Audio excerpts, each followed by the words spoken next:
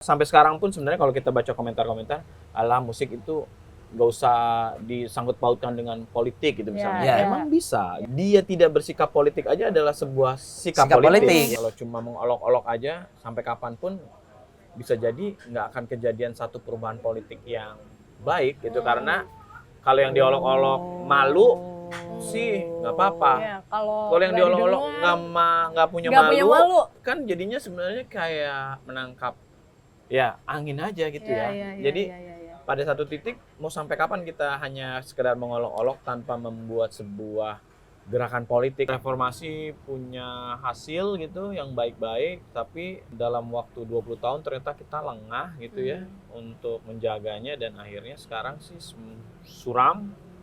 Bahkan pemerintah sekarang menyempurnakan kesuraman yang sudah dilakukan Jokowi selama 10 tahun disempurnakan lagi.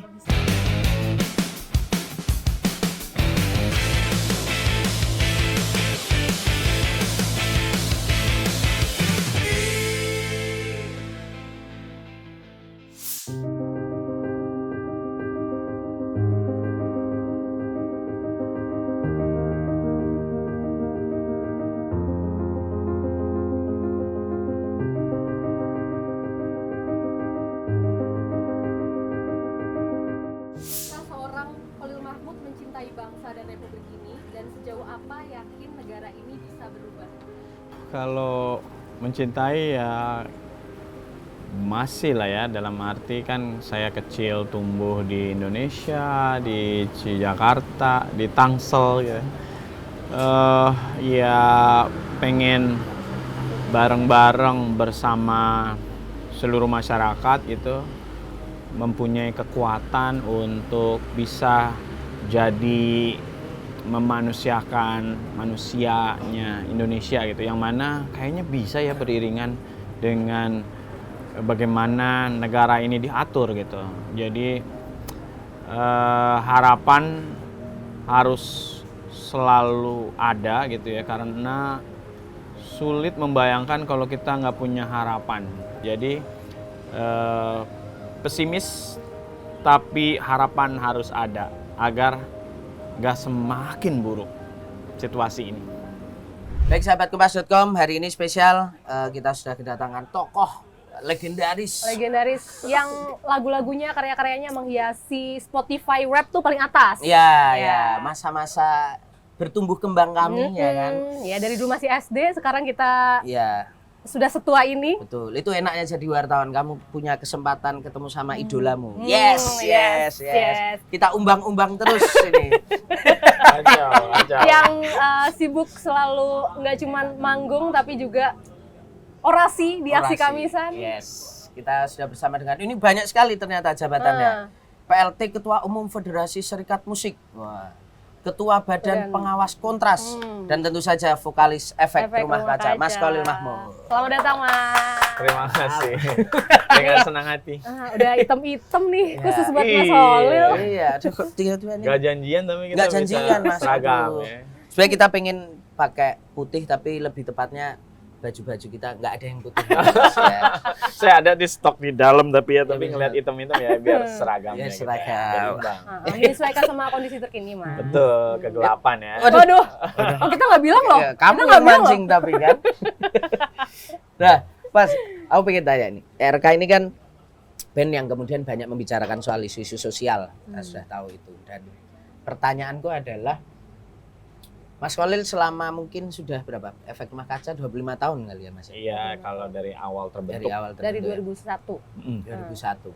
Sampai sekarang merasa nggak, Mas? Atau pernah merasa nggak bahwa lagu-lagu yang dibikin oleh RK, disampaikan oleh RK itu kemudian berdampak pada kritisnya anak muda atau sebuah generasi gitu, yang Mas Khalil merasa, wah kayaknya makin kritis ya? Kalau dalam tahapan skala kecil mungkin ada sih, ada dampaknya. Karena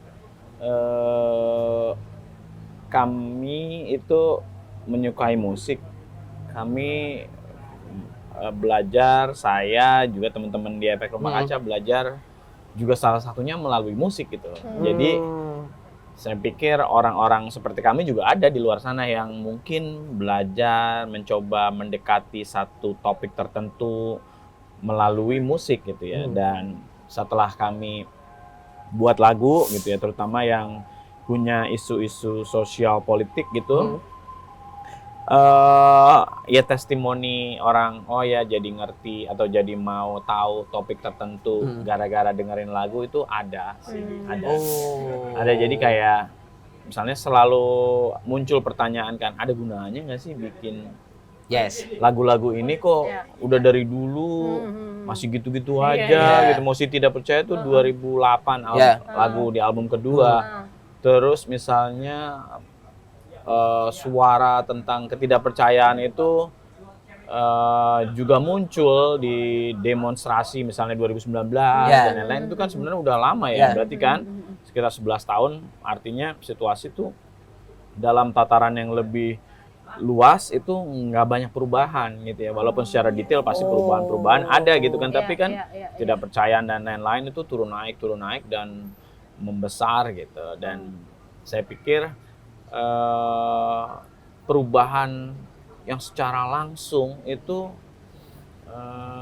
mungkin nggak terasa gitu, tapi kalau secara individual mungkin ada dampaknya, kecil-kecil ya, kecil-kecil gitu ya. Tapi juga nggak adil juga kalau membebankan perubahan harus terjadi karena satu karya seni atau satu musik atau satu film atau satu buku itu mampu mengubah orang gitu ya. Itu juga nggak terlalu adil kalau bebannya terlalu berat gitu. Jadi memang manusia belajar dari macam-macam gitu. Cuma kalau saya pribadi ingin sebagai musisi ingin sesuatu perubahan terjadi, tapi karya-karya kita nggak ngomongin perubahan. Terus dari mana orang akan belajar akan perubahan terjadi gitu? Nggak mungkin. Karena misalnya gini, ada orang musisi misalnya ya, yang dekat-dekat aja. Dulu zaman pembajakan misalnya, wah musik kita dibajak nih gini. Emang waktu jadi musisi, apa yang dia lakukan agar pembajakan itu, masyarakat itu punya keberpihakan terhadap musisi? Emang lagu-lagunya dia ngomongin itu, ngomongin agar masyarakat punya pemikiran, agar menghormati musik gitu. Kalau lagunya nggak pernah ngomongin itu, tiba-tiba dia berharap begitu, dari mana datangnya itu? Kan nggak mungkin.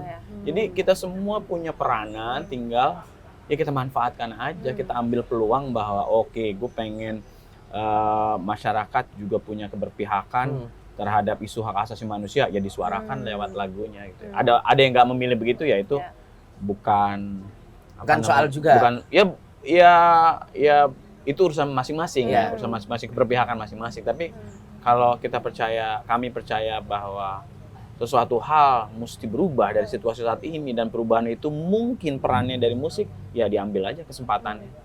Terlepas mungkin akan berhasil atau enggak, kita coba. Sebenarnya aktivisme dulu atau musik dulu sih, Mas? Kalau maksud itu atau beriringan, maksudnya kalau pendekatan Mas Khalil dalam hidup itu awalnya berkenalan lebih dulu dari sama yang mana di antara dua itu? Dulu awalnya pasti dari musik dulu. Dari seninya dulu ya. Seni dulu. Kita seneng akan keindahan dan lain-lain gitu ya. Lalu terjemahan ke dalam musiknya, situasi yang sekarang ini kan nggak indah.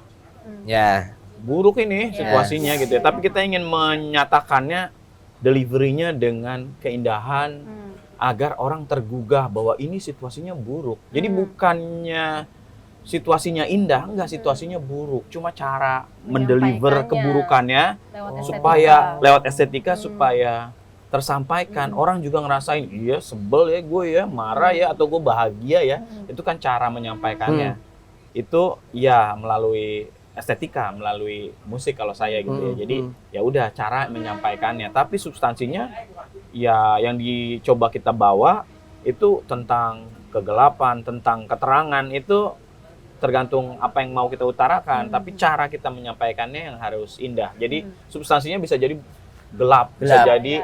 Bisa jadi tragis, bisa jadi sedih, tapi caranya supaya bisa membawa rasa sedih, rasa marah, rasa muak, itu dengan konstruksi tata suara, penulisan lirik dan lain-lain gitu ya, supaya orang juga aduh kok sebel ya, kok marah ya, kok emosi ya. Dia gitu. bisa merasakan itu ketika dia mau dulu denger musiknya, Ya. menikmati musiknya, baru terasa deliver. Ya kami Mas, coba ya begitu ya, karena ya mungkin orang yang punya pengetahuan yang berbeda, pengalaman yang berbeda mungkin nggak merasakan itu juga sih. Tapi kalau ada orang yang punya pengetahuan yang sama, pengalaman yang sama, mungkin akan merasakan itu. Dan dalam skala kecil yang menyatakan testimoni, iya sih ikut sebel atau jadi mengerti soal Munir atau ikut merasa bahwa peristiwa misalnya ada satu kasus korupsi gitunya itu terwakili atau enggak gitu karena lagu tertentu itu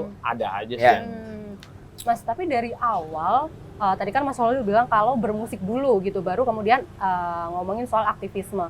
Tapi dari awal membentuk ERK memang sudah arahnya ke sana kah Mas, sampai membuat lagu sekian album yang semuanya ada kental nuansa kritiknya, nuansa aktivismenya, sampai kalau kita nonton ERK katakanlah lagu Di Udara atau Mosi Tidak Percaya, begitu main musiknya langsung orang-orang mengepalkan tangan gitu. Dari awal emang udah terbayang bakal kayak gitu Mas? Enggak sih, dari awal enggak. Jadi kami bermusiknya biasa, bahkan kalau era-era bikin lagu awal-awal gitu ya, hasrat ingin populer juga ada gitu ya. Jadi itu tetap nggak iyalah namanya anak band-bandan SMA atau kuliah gitu ya, tuh band-bandan kayak pengen kayak artis-artis atau musisi-musisi yang terkenal gitu ya, mainstream. Tapi jalannya ternyata nggak ke situ gitu. Lah coba bikin demo dan mendapat penolakan gitu ya, kayaknya kok lagunya gini ya gitu. Kurang. Mas. Iya awal-awal kan. Album pertama itu berarti demo berarti yang masuk album pertama atau? Iya termasuk materi album pertama itu akhirnya kan kita rilis independen gitu ya. Kayaknya, itu sempat ditawarkan ke label. Iya label-label kan kita zaman dulu kan kita maksudnya udah ada jalur independen tapi juga kita mencoba menyebarluaskan melalui major label gitu karena kan dana terbatas ya banyak penolakan. Materi-materi yang itu album satu itu kan Cinta Melulu. Iya mungkin nggak full lengkap ya karena kan kita mungkin ngirim demo gitu misalnya hanya 8 lagu 9 lagu. Saking keselnya gara-gara ditolak lalu dikasih nasihat bikin lagu yang orang-orang suka aja, terus disukai pasar gitu ya. Padahal secara misalnya kan itu terjadi karena ada kayak talent scout dari major label ya. Major label itu punya talent scout, dia mencoba memprediksi pasar atau dia menentukan arah pasar gitu ya.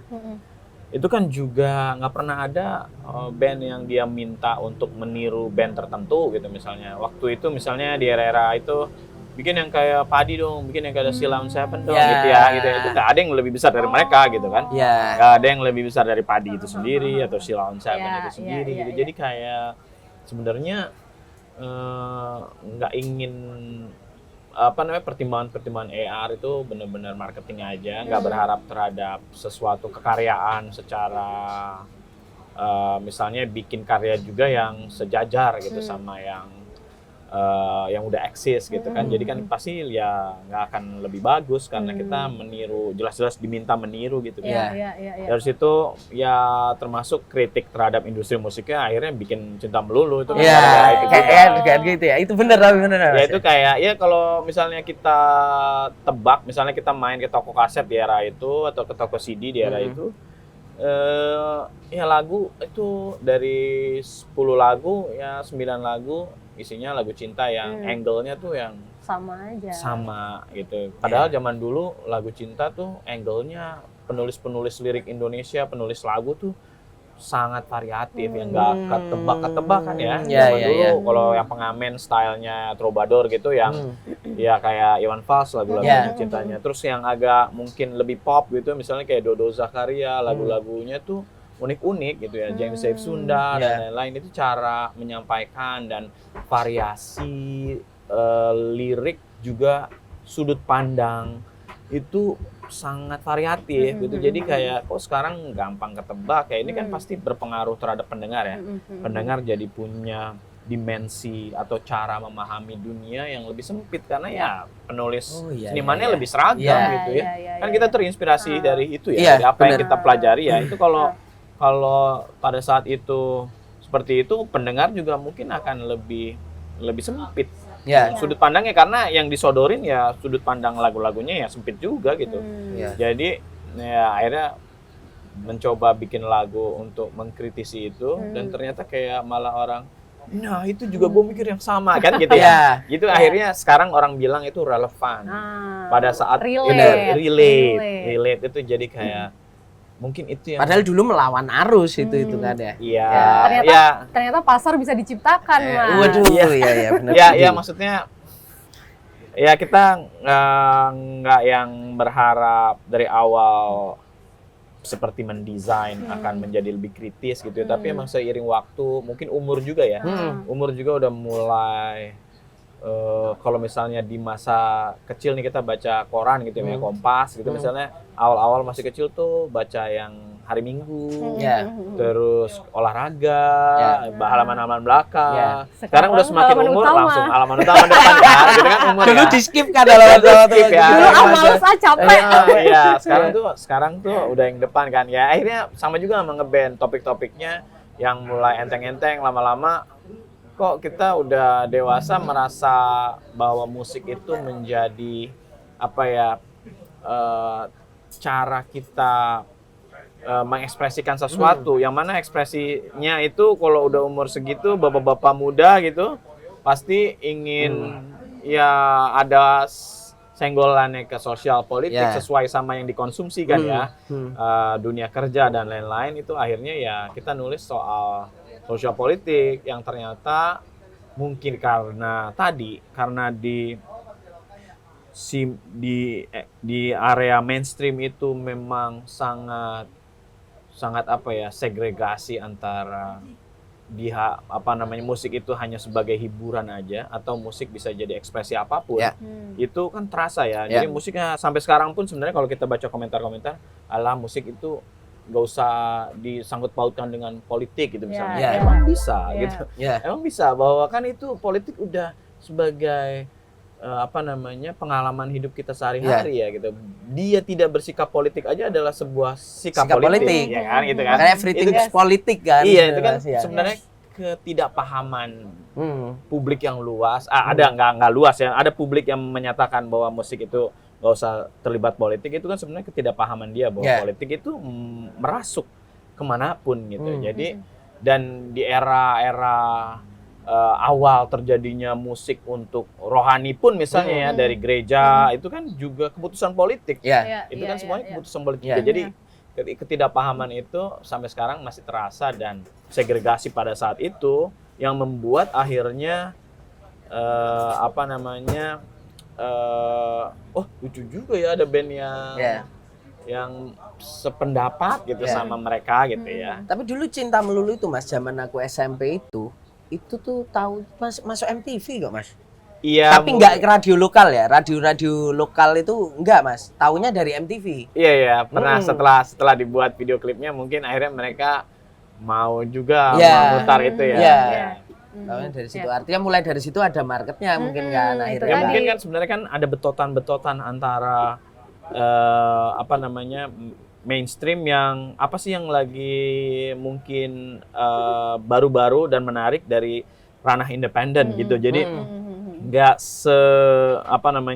seterpisah itu juga, tapi saling membaca situasi ya, membaca situasi. Misalnya kayak sampai sekarang pun ya di platform streaming mana yang secara organik itu ternyata disukai oleh publik, mana yang sebenarnya mereka ada di dalam satu label juga yang punya kemampuan marketing dan lain-lain gitu ya. Dan itu kan si platform itu juga nggak semata-mata hanya bekerja sama dengan yang dari label aja atau yang tergabung dalam agregator besar aja, tapi juga melihat yang organik mana akhirnya oh ya ini kayaknya nih banyak secara organik disukai oleh publik, juga ikut dimasukkan ke dalam playlist gitu misalnya. Itu kan sama sama itu waktu itu Iya, ya, waktu walaupun itu. kami dari independen Iya. tapi akhirnya juga bisa masuk ke televisi gitu walaupun nggak banyak ya gitu ya. Tapi itu bagian dari mereka mencoba menyerap dinamika apa yang terjadi sih di ranah musik independen maupun yang mainstream. Nah, Mas Holil, ini kan ERK sudah 25 tahun berkarya dan selalu ada lagu-lagu kritik gitu. 25 tahun berkarya melewati 4 rezim berganti pemerintah, apakah kemudian dalam menulis lagu, membuat lagu nih ada nggak perubahan-perubahan? Misalnya ketika rezimnya si ini menulis kritiknya tuh lebih ke kayak gini, berganti rezim kritiknya lebih cenderung kayak gini, ada nggak Mas? Sebenarnya perubahan cara menyampaikan kritiknya itu berubah gitu ya, tapi bukan karena pemerintahan tertentu gitu, tapi lebih ke pada saat kami muncul, kami punya lagu misalnya kayak Di Udara itu model kritiknya kayak gitu, ada juga Jalang gitu ya yang lebih keras gitu ya, tempo upbeat gitu. Lalu di album kedua misalnya kayak Emosi Tidak Percaya itu yang bahkan lebih kenceng lagi gitu ya, mungkin lebih punk gitu. Setelah nyoba yang seperti itu, coba kita pengen ada kritik tapi yang lebih reflektif gitu, dan itu muncul di album ketiga dan keempat gitu. Bahkan di album Rimpang terakhir sebenarnya kalau secara tema tuh kayak lebih politis ya, hampir sebagian besar sebenarnya itu tema-tema politik yang kami menyanyikannya lebih apa ya, lebih soft gitu, lebih halus, lebih ke satir kali ya Mas. Lebih ke satir ya. Jadi memang kita udah pernah nih marah-marah, terus orang nggak terlalu banyak tergugah, ya mencoba cari cara lain agar mungkin pendekatan seperti ini kali yang relevan, atau mungkin yang seperti yang kalau ternyata kita coba yang Rimpang ternyata bukan itu gitu ya, kita coba lagi cari cara lain gitu ya, yang mungkin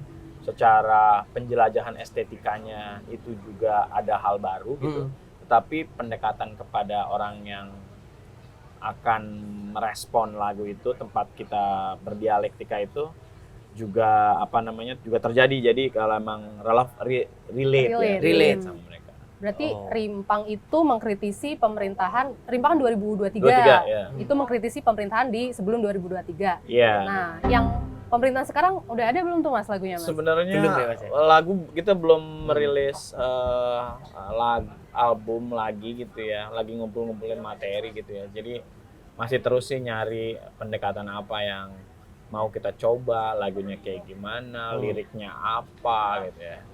Kan kalau kemarahan sebenarnya nggak harus marah sih ya, tapi kenyataannya kita nggak ingin.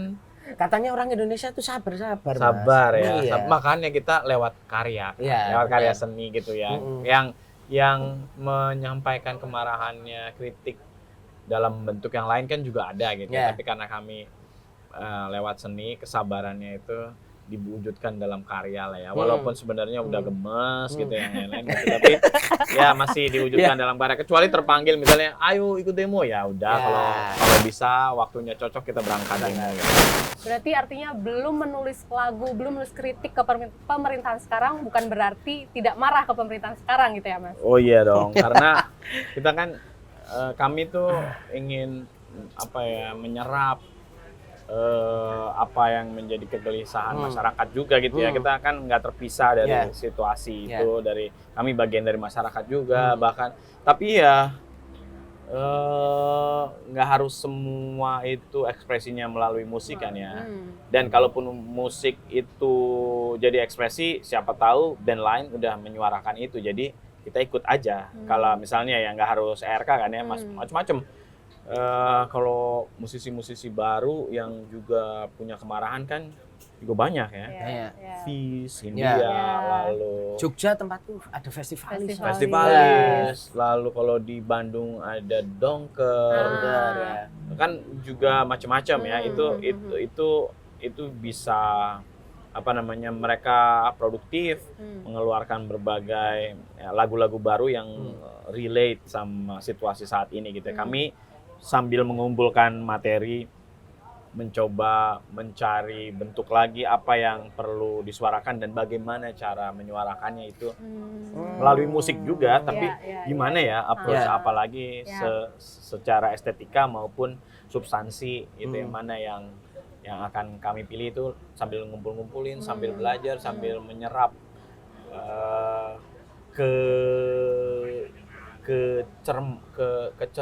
kecentilan mungkin dari netizen. Saya sangat sangat terpesona sama netizen tuh banyak yang di luar yang di luar Nurul ya. Luar Nurul. Bisa ya komentar gini ya gitu. Itu kan sangat menghibur ya. Sangat menghibur dalam artian mereka mencoba berkelit dari tekanan untuk bisa tetap mengolok-olok, mungkin karena mampunya mengolok-olok gitu ya. Mengolok-olok otoritas siapapun dalam bentuk negara ataupun organ-organ negara yang juga punya otoritas, misalnya untuk melakukan pembungkaman, apakah itu dia buzzer atau ormas atau apapun itu. Kan orang-orang selalu mencari cara agar bisa melakukan kritik berkelit dengan situasi itu gitu. Situasi tekanan, persekusi, intimidasi, pelaporan dan lain-lain itu. Jadi memantau itu gila cerdas banget netizen. Celetukannya gitu. Keren. Dari yang celetukan lucu sampai yang kayak gila nih nggak ada empatinya ya bisa komen gini ya. Oh ya, itu juga ada ya. Gila itu juga ada, tapi memang kalau saya lebih ke kalau ketiadaan empati sedih sih, dalam artian kok kita bisa ya sampai pada titik ini gitu ya. Miris gitu itu ya. Iya, miris gitu. Tapi kalau soal keberanian publik juga untuk melakukan kritisi itu yang ternyata harapan tuh ada sih. Kita tinggal mencatatnya, merawatnya gitu. Bagaimana cara merawatnya ini yang jadi PR bareng-bareng gitu ya, supaya dalam situasi yang seperti ini yang harapan tuh jadi lebih sulit gitu ya, kita tetap bisa nyatet harapan dan merawat, lalu mencoba mengembangkan, membudidayakan itu sebisa mungkin ya. Walaupun rasanya merawat harapan tuh kayaknya susah lah, tapi kan kita kan semua keluar rumah bekerja. Di situasi kita ya. Iya, kita keluar rumah nih, pergi dari rumah meninggalkan keluarga, bekerja gitu. Itu kan pasti untuk sesuatu hal yang kita anggap baik ya. Bukan hanya bertahan hidup aja, tapi juga punya menghidupi punya harapan untuk terjadi sesuatu hal yang positif, yang baik buat anak kita, buat anak kita gitu kan.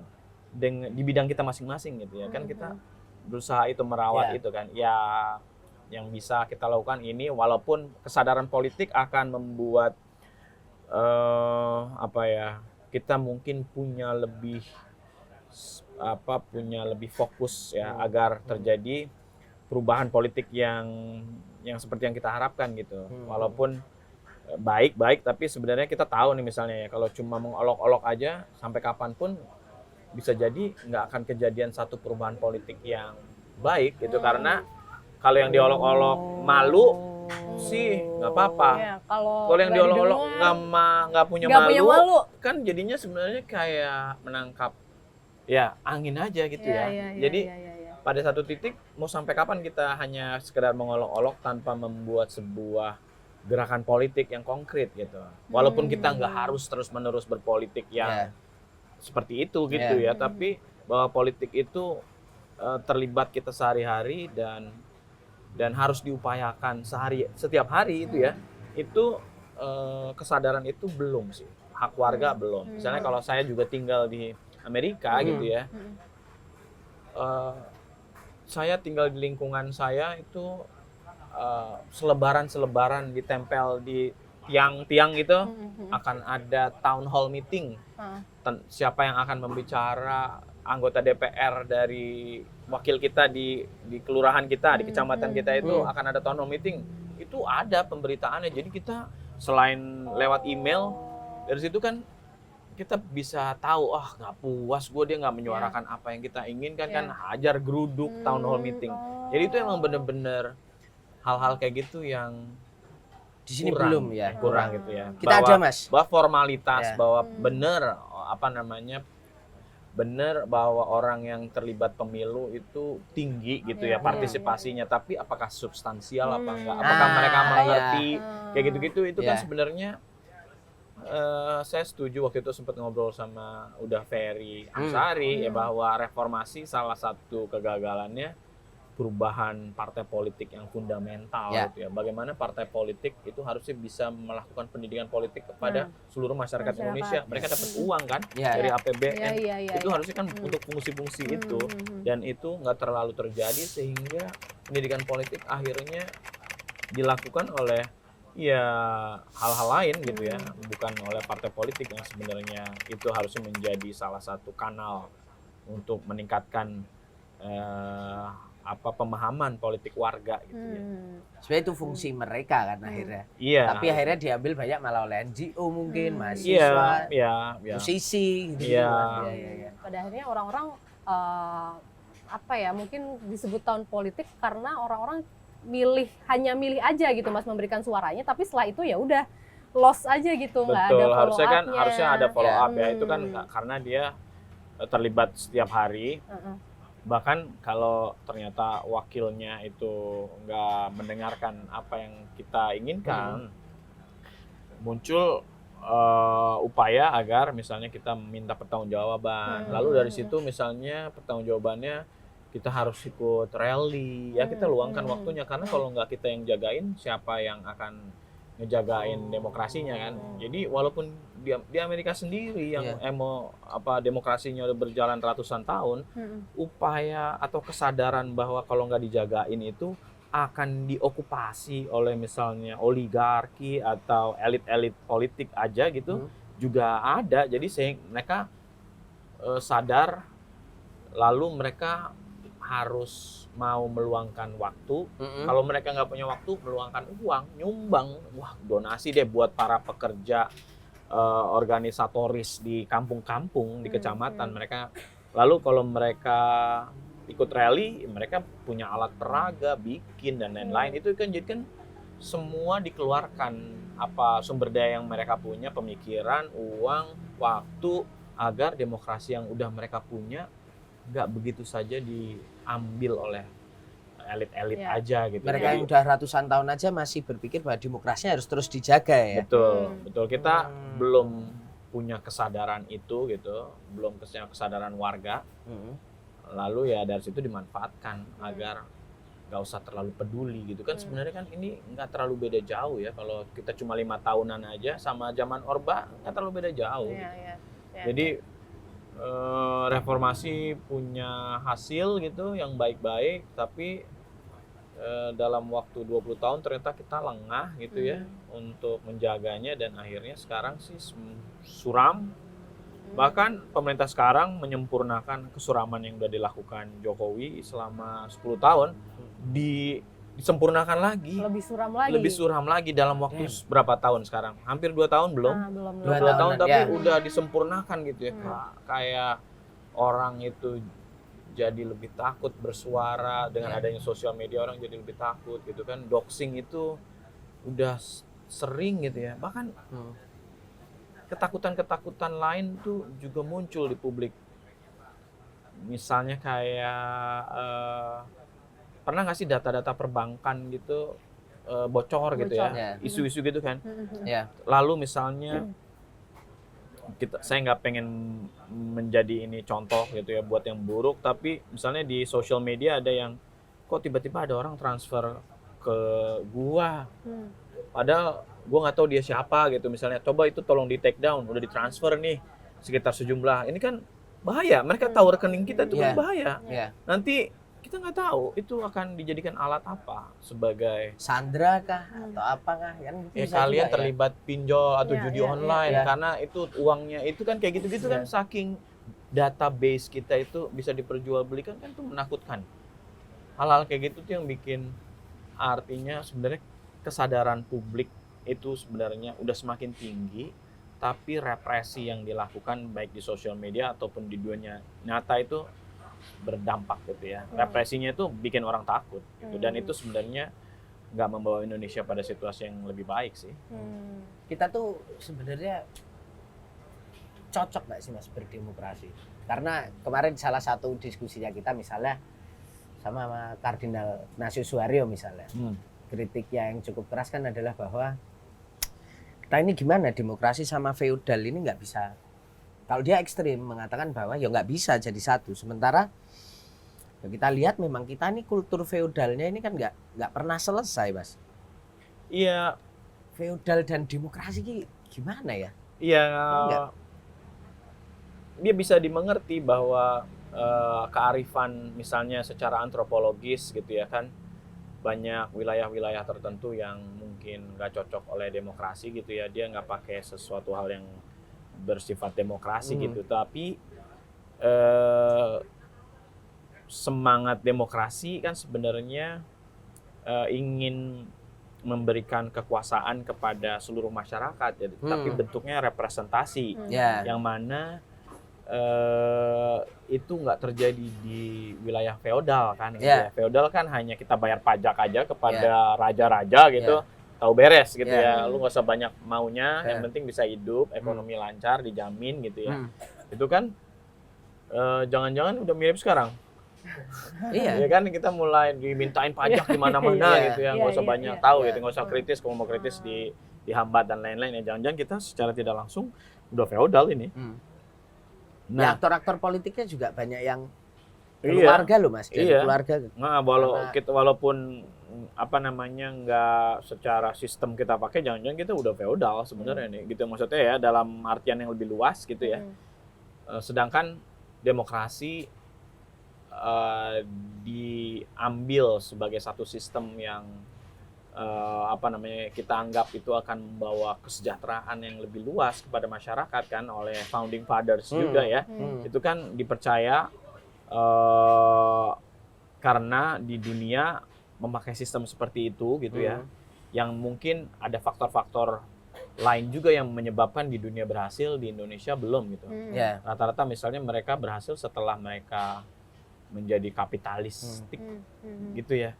Mereka misalnya kayak Belanda gitu, misalnya Belanda kan dapat uangnya dari Indonesia ya. Iya, waktu dulu ya. Sehingga mereka berhasil melakukan itu ya gitu ya. Ya, Londo Indonesia dan udah Londo Ireng ini. Iya, itu mah. Ya Indonesia kayak gini nih. Dieksploitasi itu kan. Udah dieksploitasi Ya. dulu, terus menganut pontang-panting kita sulit untuk melakukan demokrasi karena memang ada faktor-faktor lain yang mereka udah berhasil, kita belum gitu. Mereka udah punya modal untuk melakukan itu, kita belum gitu. Kita memang dari compang-camping krisis di tahun 45 gitu, sehingga apa namanya jalannya tuh lebih sulit lah ya. Apalagi sekarang faktor variabel-variabel lainnya yang ingin apa namanya yang dihadapi oleh masyarakat tuh bermacam-macam gitu, termasuk algoritma, AI, kayak gitu-gitu. Itu kan yang juga menjadi faktor-faktor lain yang ini demokrasi ini akan gimana bentuknya di antara ini semua ya, di antara keluasan informasi, bagaimana kita mengolah informasinya juga menjadi problem gitu ya. Kita jadi semakin di antara keluasan informasi kok kita semakin sempit, terkungkung, bubble-bubble gitu kan. Betul. Itu kan juga sebenarnya kan problem kan, problem dalam demokrasi juga gitu. Bahwa pemikir-pemikir political scientist itu harus ngasih pandangan mereka terhadap apakah demokrasi itu fit nggak sama Indonesia, ya harus dicari terus-menerus.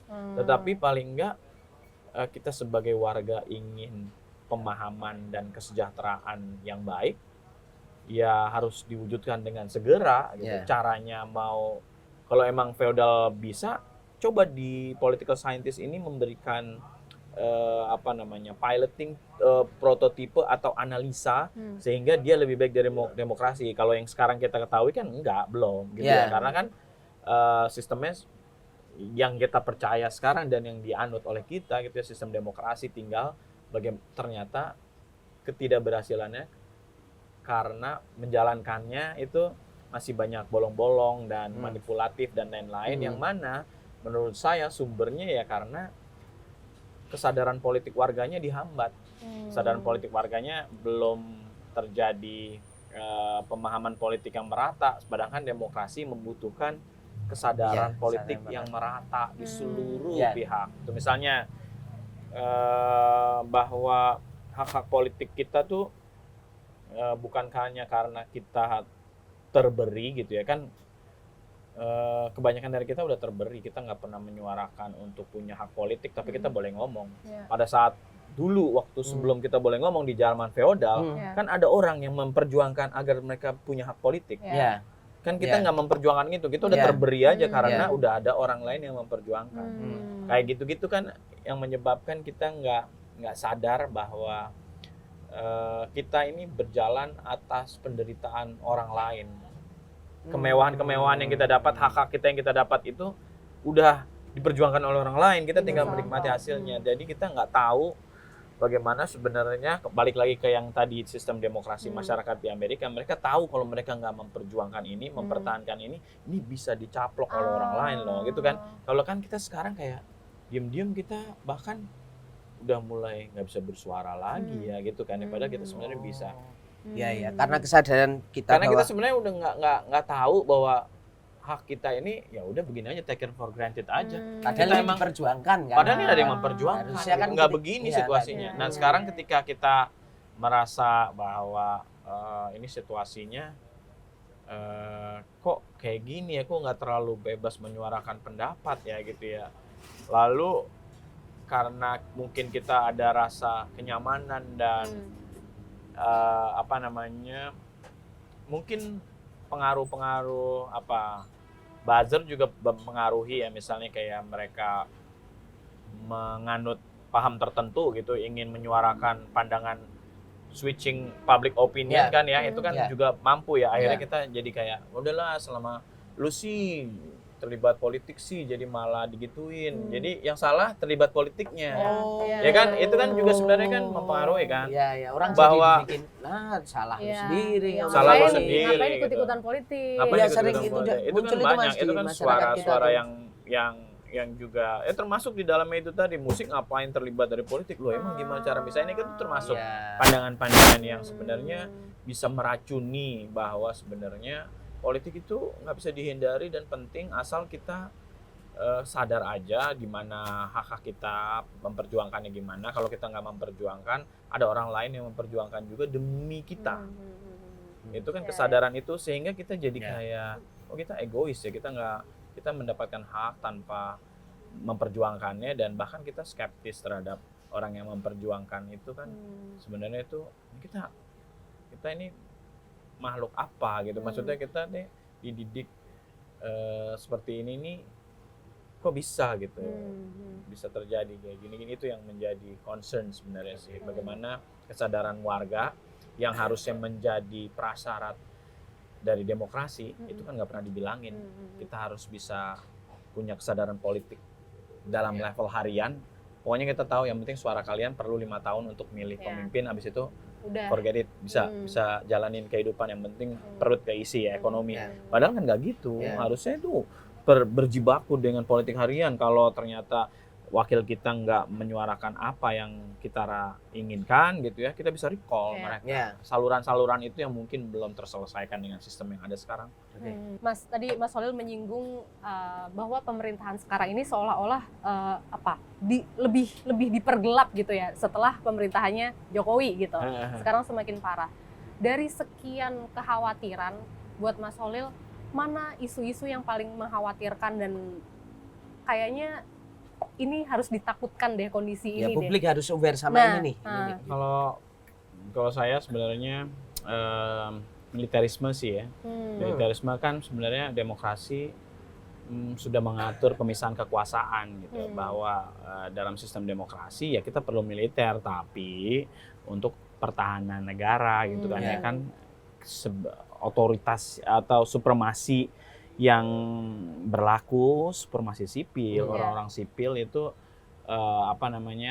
mesti mendapat tempat yang luas gitu ya, karena secara doktrin militer itu nggak cocok dengan demokrasi kalau dia menjadi apa namanya, menjadi supreme gitu di satu pemerintahan gitu. Dia sebagai alat pertahanan gitu, tapi kalau dia menjadi apa namanya, masuk ke ruang-ruang sipil itu kemungkinan besar jadi semakin gak demokratis, dan itu yang akan kita lihat kalau militerisme terlalu besar gitu ya.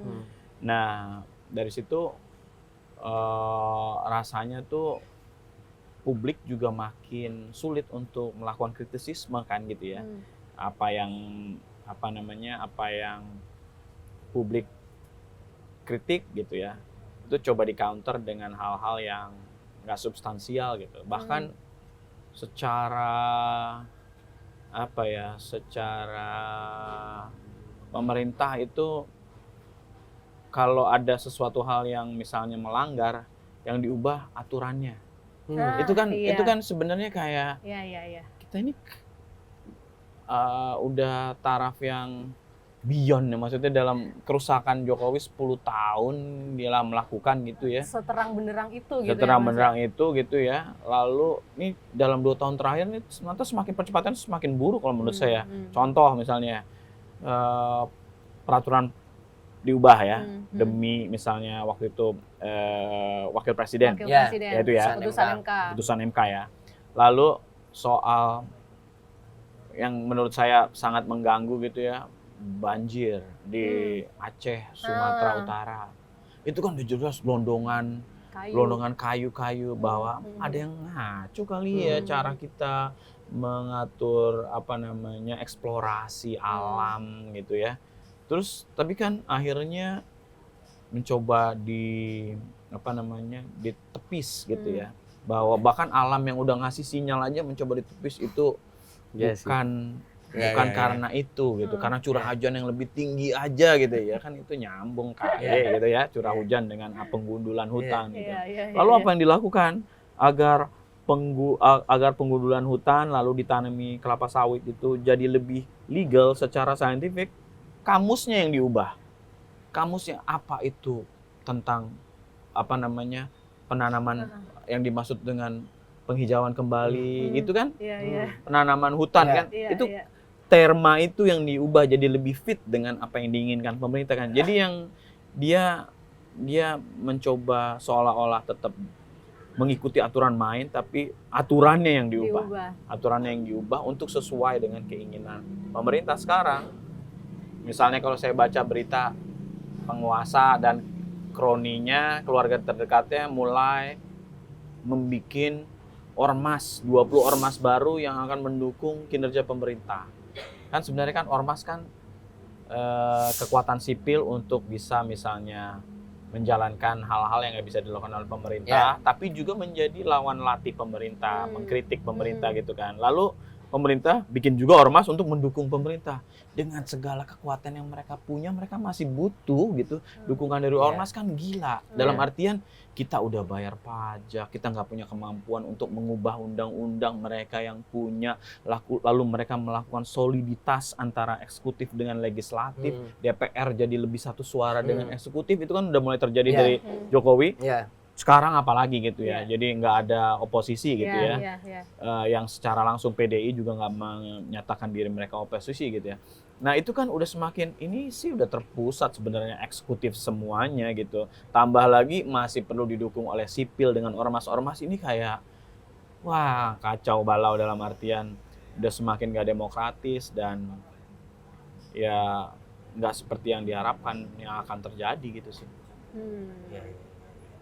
Tapi mungkin bisa jadi masih butuh kekuatan sipil juga karena mungkin konflik horizontal itu bisa jadi yang ingin dibentuk juga. Betul kan itu akhirnya nanti akan betul enak. Jadi nggak perlu buat mereka ya, buat mereka enak, mereka nggak perlu turun tangan biar berantem aja, publiknya masyarakat saling berantem. Jadi pengennya kita ini tuh korban dari salah urus sehingga kita bisa berantem. Harusnya kita nggak usah berantem sama sipil. Ya berantem ke negara dalam konteks mereka udah kita kasih kekuasaan, udah kita kasih uang, kita dipungut pajak, udah kita kasih power untuk mengatur jalannya pemerintahan, membuat regulasi, bekerja sama dengan DPR, kurang apa lagi gitu.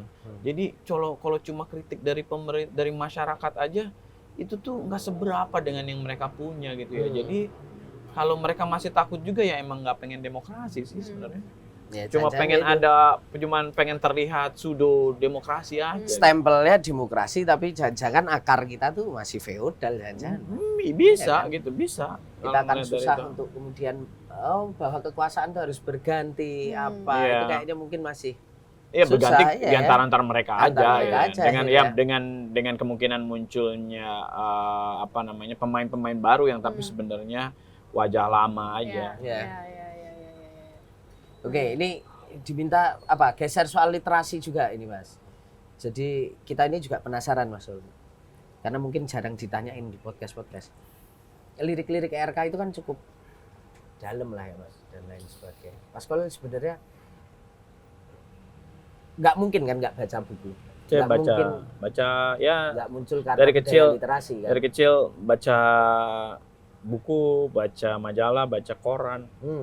Karena di rumah memang ada buku, ada majalah, ada koran. Jadi dari kecil emang baca. Kadang-kadang kalau zaman dulu kayak Kompas tuh libur, surat kabar Kompas atau ya libur tuh sepi, kan nggak muncul. Iya. Kalau hari Minggu ada ya, Iya. banyak hiburan. Tapi kalau Iya. pas libur, misalnya Lebaran, ada yang Bingung, hilang. Ada yang hilang di hari itu, dimulai dengan nggak membaca surat kabar tuh ada yang hilang.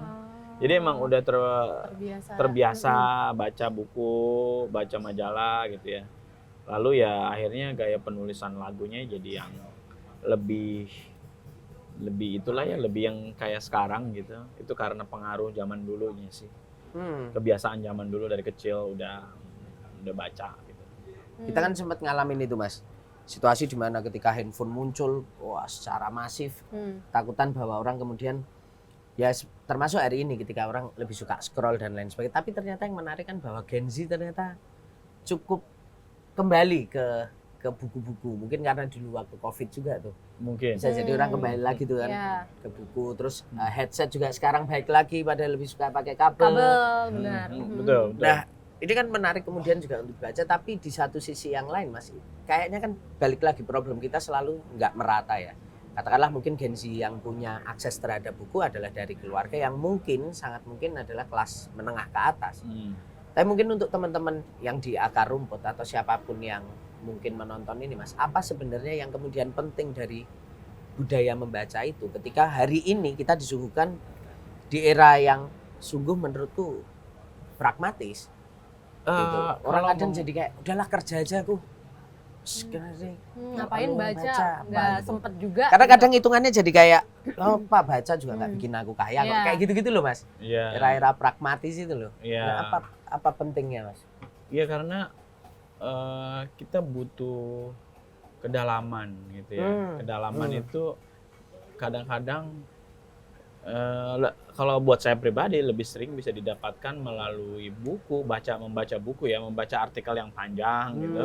Membaca buku itu untuk bisa mendapatkan kedalaman gitu ya, bahwa kita berusaha untuk nggak tercerabut dari apa yang terjadi sekarang gitu ya, nggak ketinggalan zaman gitu. Iya, kita membaca itu juga, tapi kita juga nggak bisa selalu hanya mendapatkan hal yang permukaan sifatnya gitu ya, yang mana kedalaman-kedalaman bisa didapatkan dari karya-karya yang ditulis dengan panjang gitu ya. Itu nanti dari situ ya kita jadi punya pandangan yang lebih lengkap sih gitu ya, bahwa kita juga up to date tapi juga punya banyak sudut pandang, bisa melihat dari berbagai sisi, mungkin juga lebih dalam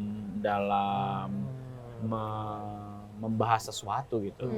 Nah, gimana caranya supaya kita tetap betah untuk baca buku, Mas? Karena apalagi belakangan sejak mungkin era-era kemunculan TikTok, orang kan sekarang nonton video nggak usah panjang-panjang, 20 detik aja rasanya udah lama banget gitu. Attention span-nya ya. Nah, 5 detik udah kalau nggak tertarik scroll Dan itu candu loh Mas. Nah, Nggak lama-lama kerasa sejam. kita jadi kayak Saya- nggak saya betah juga- gitu. Saya juga ngadepin kok, dalam artian gitu, karena udah kebiasaan gitu ya. Saya struggling baca novel gitu, kok 1 bab 2 bab pengen ngecek handphone, Ah, ada itu sesuatu dia, yang terjadi itu gitu dia. ya. Tapi itu harus dipaksain sih untuk Iya. terus membaca, dalam artian oke, kalau kayak gitu mungkin kita coba baca cerita pendek kali ya, atau artikel-artikel non fiksi yang lebih pendek gitu kali ya, Iya. agar bisa terjadi nih, baca bukunya tetap terjadi, tapi pelan-pelan gairah untuk mengetahui apa yang terkini gitu ya, itu tetap juga bisa terakomodasi dengan apa namanya, bacaan yang lebih pendek gitu. Nanti kalau udah ngerasa oh ternyata bacaan yang di luar apa yang kita lihat di sosial media itu banyak manfaatnya, kan lama-lama mungkin akan mulai punya daya tahan ya, fisik kita mungkin akan lebih nggak gampang terganggu gitu ya, psikisnya juga, dalam artian kayak kita menemukan sesuatu, kadang-kadang mau detox sosial media gitu, malah kan sekarang ada juga sih ya yang begitu kan. Itu mudah-mudahan dapat tuh kalau udah mulai kita cari cara gitu agar ya udahlah, kalau emang udah terlanjur sangat adik dengan sosial media, pelan-pelan sih pasti caranya kan nggak yang drastis gitu ya. Mungkin sebagian, mungkin ada juga yang cocok dengan drastis, tapi kalau saya kemarin yang saya struggling juga baca novel panjang gitu, memang 2 bab pengen ngecek handphone gitu. Ada Jadi apa ya, itu emang kayak aduh berat sih. Iya. Walaupun kita akan punya justifikasi bahwa enggak, kita cari sesuatu hal yang informatif kok, bukan yang sifatnya apa gitu. Tapi ya tetap aja sih emang namanya sosial media sudah didesain agar orang selalu ketagihan ya kan, kita baca ya apa buku-buku atau informasi bahwa sebenarnya para kreator dari sosial media itu udah mempertimbangkan bahwa kita nih ketagihan, otak kita nih membutuhkan itu kan ya, dopamin dalam bentuk likes dan lain-lain gitu ya. Ya tapi memang buku fisik juga harus diusahakan untuk tetap bisa diakses oleh publik sih kan. Kami juga sebagai band gitu lalu pengen merasa kecintaan kita terhadap buku itu penting gitu ya. Kami akhirnya ya udah bikin toko buku juga gitu ya. Kios Kios. Iya, itu termasuk di dalamnya biar kita mudah juga untuk mengakses buku dan lain-lain. Nah, ini ngomongin soal buku, Kompas.com dalam upaya meningkatkan literasi anak negeri, Kompas.com melaksanakan program Jagat Literasi. Ini adalah tahun kedua Jagat Literasi yang terlaksana dengan target anak-anak di berbagai daerah di Indonesia, terutama di daerah 3T gitu ya. Nah, buat sahabat Kompas.com yang mau berpartisipasi bisa mendukung lewat link berikut. Nanti akan ditampilkan ya linknya ya. Celing gitu. Ting. Ya ini karyawan-karyawan ini Mas, Kompas.com. Iya, kumpul terus disebar ke daerah-daerah sulit lah, daerah sulit, terus situ ngajar. Jadi kayak semacam apa ya? Berarti kayak KKN lagi dulu ya. KKN ya. Iya, ngajar terus sambil bagi-bagi buku. Nah, kan jadi butuh siapa yang mau donasi bantu buku ya kan. Siapa tahu pengen donasi Madilognya Tan Malaka. Itu banyak kan yang baca sekarang kan. Gandrung Mas, gandrung. Tambah hebat sih. habis Semoga itu bisa apa ya, membuat perubahan politik, pemahaman politik. Dari situ apa namanya, kesadaran untuk berpolitiknya lebih kuat bagi warga ya, sehingga bisa menjadi apa, paling enggak di situasi yang seperti ini upaya-upaya agar kritik itu tetap bisa tersalurkan itu dicari ya, berbagai bentuknya itu, dan diterima oleh banyak masyarakat. Orang kembali lagi ke buku ya.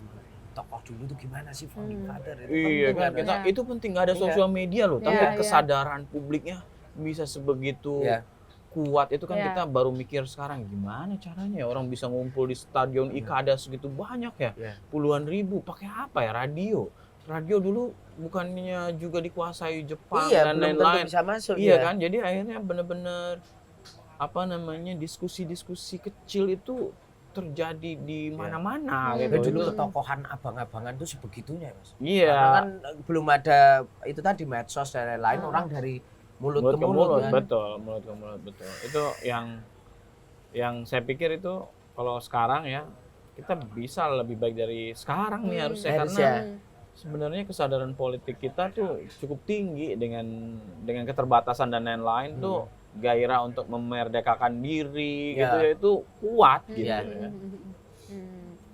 Oke, Mas, ini aku tapi penasaran juga.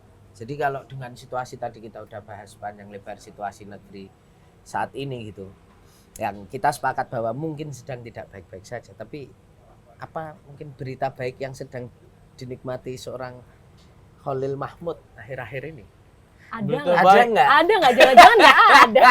Nggak, kalau sebagai warga masyarakat upaya-upaya untuk memberikan kesadaran politik yang tinggi kepada publik itu ya kan muncul dari mana-mana. Kalau menurut saya bahkan belakangan itu bukan dari musisi tapi dari komika. Komika memberikan kesadaran politik Iya, kepada iya. publik kan Sepakat. dengan lelucon-lelucon Iya. gitu, Iya. mocking-mocking, Iya, joke-joke iya. itu sebenarnya kan itu kan juga ada dialektika soal bagaimana negara ini diurus gitu kan ya dalam kok nih begini amat sih ngurusnya kan gitu ya itu munculnya di apa namanya di komika kalau menurut saya ya yang terakhir upaya menurut saya yang perlu diapresiasi kabinet bayangan juga sih Ya. perlu diapresiasi terlepas punya konflik of interest ya tapi sebagai sebuah cara untuk terus mengcounter di antara himpitan persekusi atau intimidasi bagi para pengkritik itu ya orang-orang kayak udah Ferry Amsari atau teman dari misalnya Mbak Bivitri Susanti, Watchdog itu selalu ada dan harus dirawat, dirayakan gitu kali ya dan dipertajam maksudnya agar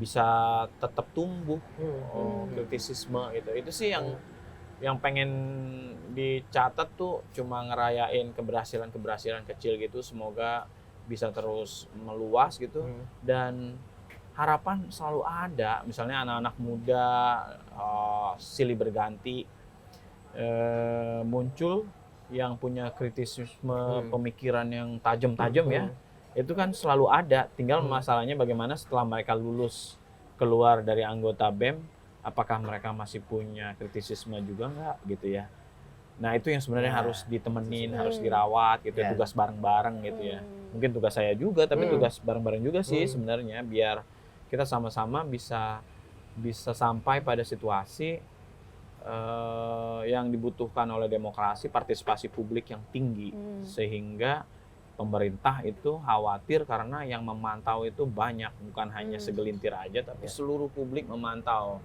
jalannya pemerintahan sehingga mau nggak mau DPR-nya juga nanti berfungsi dengan baik harusnya gitu ya.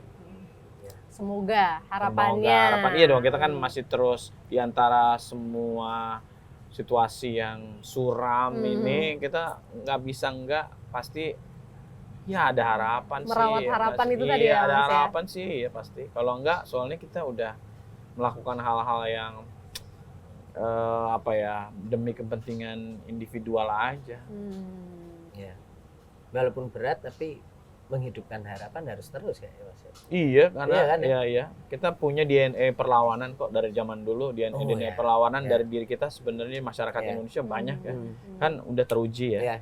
DNA perlawanan tinggal diberikan jalan aja nih DNA perlawanan kita ya baca buku juga agar semakin sadar gitu ya kita tuh secara historikal punya sejarah yang kuat bagaimana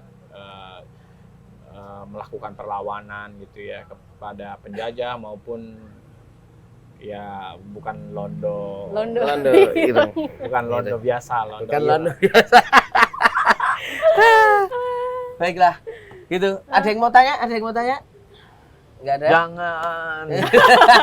Mas Khalil udah deg-degan. Udah deg-degan. Baiklah, Mas Khalil terima kasih banyak. Terima kasih banyak Mas. Jangan sama-sama, lupa Fit. ditunggu karya-karya selanjutnya nih. Kita nungguin nih nanti Ya. kira-kira apa nih yang akan Kenapa? kritik cerminan dari pemerintah sekarang. Gimana ya sekali. supaya bisa tetap relate gitu tapi juga bisa menyuarakan kemarahan itu masih terus Cari Cari formulanya. formulanya. Formulanya ya. Nah, jangan-jangan kalau sekarang isunya kan zaman berubah soalnya kan. Iya. Kita juga cara pendekatan juga harus berubah. Nah, jangan-jangan nanti kalau karena sekarang kekhawatirannya banyak nanti tiba-tiba jadi 2 album Mas, 3 Aduh. album dalam Ya. setahun. Nggak cuma sealbum, mikirnya sealbum kok banyak nih. Kok gitu banyak? kan. Kayaknya Saking pusing resahnya banget. Saking banyaknya. Saking khawatirnya. gitu. Nanti gantian Mas kita main di. Iya, Oh, boleh iya. dong, boleh dong, Siap. boleh mampir ke kios ya. Gitu sahabat Oke. Mas Tom. Terima kasih. Semoga mendapatkan pencerahan dari obrolan dengan Mas Kholil ERK, ketua apa tadi? PLT. PLT, Ketua Umum Federasi Serikat Musik, Ketua Badan Pengawas Kontras, dan vokalis efek Rumah Kaca. legenda anak-anak muda. Mantap. Oke, Gitu akhir kata saya Tatang Gurita. saya Bria Parisa. Kita bertemu lagi di Gaspol selanjutnya. Bye bye.